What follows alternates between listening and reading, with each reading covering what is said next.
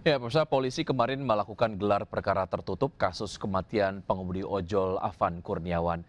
Gelar perkara itu menghadirkan sejumlah pihak termasuk Komnas HAM dan Kompolnas. Gelar perkara tertutup digelar dengan melibatkan sejumlah pihak, diantaranya adalah Kompolnas dan Komnas HAM. Pelanggaran HAM yang terjadi dalam kasus meninggalnya Afan Kurniawan melibatkan 7 anggota BRIMOB pada Kamis malam 28 Agustus 2025 yang lalu. Sejumlah berkas perkara kini sudah dilimpahkan ke pihak Bares Krim Polri untuk dilakukan penyelidikan lebih lanjut. Nantinya hasil gelar perkara ini bisa menjadi dasar proses pidana terhadap 7 orang anggota BRIMOB yang terlibat kematian Afan Kurniawan.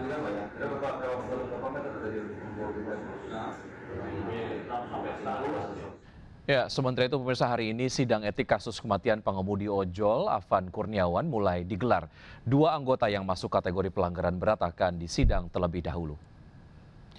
Sidang kode etik hari ini memeriksa Kompol Kosmas Kajugae dan Yon Resimen 4 Kor Brimob Polri.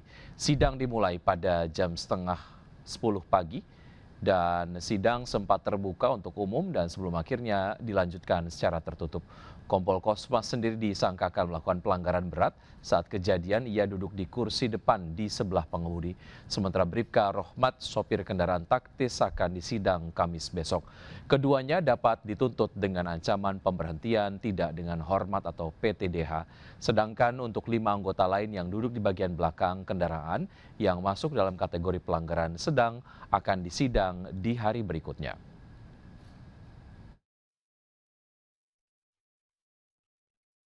Ya, lalu ada informasi apa dari jalannya sidang etik? Sudah ada Anissa Rizkia di Mabes Polri, Jakarta. Selamat siang, Anissa. Sudah ada berapa anggota BRIMOB yang disidang hingga saat ini?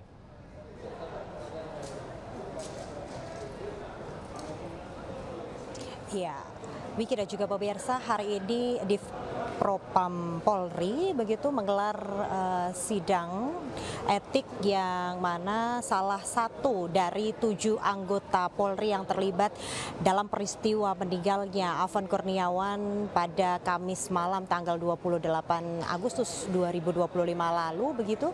Hari ini baru saja kami memantau jalannya sidang masih terus berlangsung, di mana sejak pukul setengah 10 pagi tadi yaitu Komandan Batalion Resimen 4 Korps Brimob Polri, Kompol Kosmas Kajugae yang telah memasuki ruang sidang etik untuk menjalani sidang etik yang kurang lebih sudah berlangsung sekitar 2,5 jam dan hingga kini masih terus dilakukan oleh tim kepolisian. Adapun sejumlah saksi yang dihadirkan, tadi kami juga menyaksikan ada 6 anggota polisi lainnya juga turut serta, yaitu ada Bribka Rohmat, kemudian ada Aibda M. Rohyani, Bribtu Danang, Bribda Mardin, Baraka Jana Edi dan juga Baraka Yohanes David juga turut serta dalam sidang etik kali ini, namun mereka dihadirkan sebagai saksi.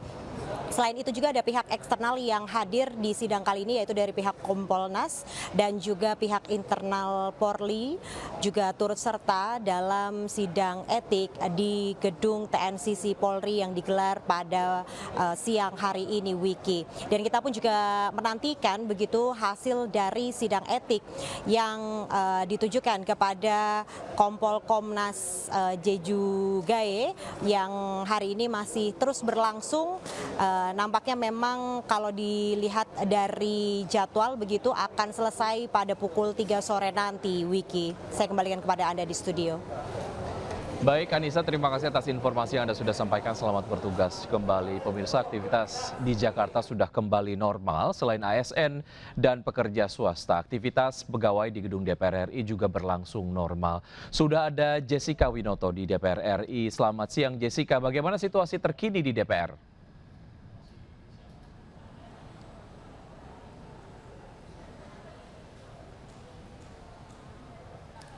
Ya, selamat siang Fajar dan juga pemirsa. Untuk kondisi atau situasi terkini pasca aksi demonstrasi yang dilakukan beberapa hari yang lalu ini, memang nampaknya di saat ini saya sudah berada di gedung DPR MPR ini, tepat ya di gedung Nusantara 2. Lalu juga pemirsa dapat melihat kita akan langsung memperlihatkan kondisi terkini situasi di gedung Nusantara 2 ini. Nampaknya memang sudah banyak sekali karyawan-karyawan dari DPR maupun tamu-tamu yang yang datang ke sini untuk melakukan atau mengikuti mendatangi komisi-komisi atau mengikuti rapat-rapat yang sudah dilangsungkan pada hari ini. Karena memang tadi kami sudah melihat ada beberapa agenda-agenda rapat dari Komisi 8, lalu juga tadi kami melihat untuk Komisi 8 ini tadi sudah kami bertemu dengan Wakil Menteri Agama, yang mana tadi juga menyampaikan ada beberapa agenda-agenda yang dirapatkan pada hari ini, tetapi memang untuk rapat pada Komisi 8 ini dilakukan secara tertutup. Lalu juga Fajar dan juga pemirsa dapat melihat bahwa ini memang sudah ramai sekali, nampaknya memang sudah tidak ada kebijakan untuk work from home atau bekerja dari rumah, karena memang ini pasca dari aksi demonstrasi yang dilakukan pada beberapa hari yang lalu, situasi atau kondisi di gedung DPR MPR ini sudah kembali normal. Tetapi Fajar dan juga pemirsa dapat kami sampaikan bahwa tadi kami memasuki gedung DPR MPR RI ini melewati gerbang Pancasila, memang masih ada beberapa tenda-tenda atau posko-posko kendaraan-kendaraan taktis yang disediakan atau disiapkan di gedung DPR MPR RI untuk mengantisipasi bila mana adanya terjadinya demonstrasi aksi lanjutan lainnya. Lalu juga Fajar dan juga pemirsa bahwa ini memang kita akan melihat secara langsung bahwa memang ini situasi di gedung DPR RI terlihat sangat tenang, seperti sudah berjalan seperti biasa kembali pasca dari aksi demonstrasi yang kemarin. Lalu juga Fajar dan juga pemirsa bahwa kami melihat sudah banyak sekali tadi anggota TNI Polri juga bersiaga di area-area di gerbang Pancasila maupun gerbang utama, karena memang informasinya bahwa di gerbang utama di depan DPR ini memang sedang tadi adanya informasi terkait demonstrasi dari Aliansi Perempuan terkait ada aspirasi yang saat ini memang masih diteruskan untuk disuarakan ke depannya. Sementara itu, Wiki. Baik Jessica, terima kasih atas informasi yang Anda sudah sampaikan. Selamat bertugas kembali. Pemirsa, sementara itu mahasiswa aktivis sekaligus admin Gejayan memanggil Syahdan Hussein ditangkap dan ditetapkan sebagai tersangka.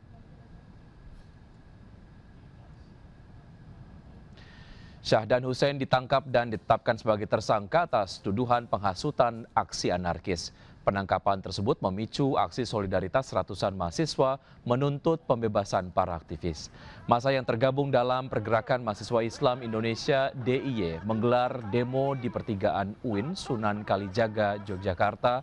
Selain meminta pembebasan Syahdan, masa mahasiswa juga menuntut evaluasi besar-besaran terhadap eksekutif, legislatif, dan yudikatif. Mahasiswa juga meminta pengusutan kasus kematian sejumlah warga sipil saat unjuk rasa di berbagai daerah.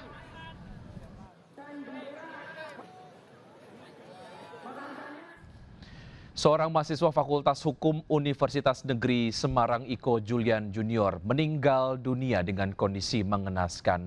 Pihak keluarga menduga kematian korban tidak wajar meski pihak kepolisian memberikan keterangan korban meninggal akibat kecelakaan.